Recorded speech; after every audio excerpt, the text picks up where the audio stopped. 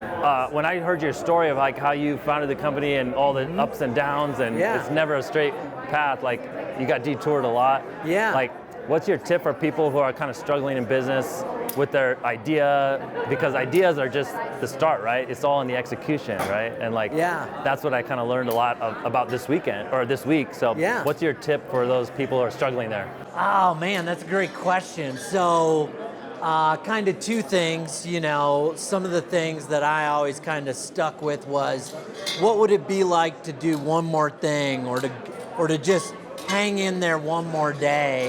And you know, that's always served me well, or what's the next right thing. The other thing is, there's a really good book from Seth Godin called The Dip.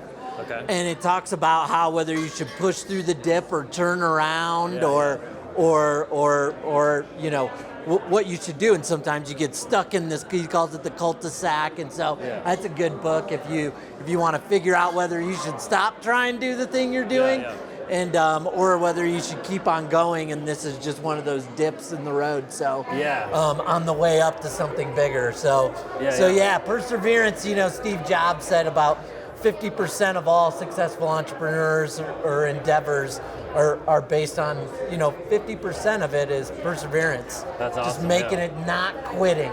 And so so make that extra call, send that extra BombBomb email. Exactly. Right? Like just you know, when you're ready to give in, or when stuff is really hard, this is what I tell everybody I work with or that I coach. I'm like, when it's really hard, that's when you know you're about ready to have breakthrough.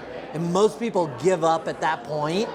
And that's when you're like, I'm on to something. When it's like, you're ready to throw in the towel, like step back and think, this is actually the time of when I'm gonna come up with the idea or get the breakthrough or whatever. So I just encourage everybody to just keep on going, man. Take one step at a time. Well, great advice, man, and super nice meeting you, and we look forward to coming next year. Absolutely. All right, man. Thank you. Thank you. Appreciate it.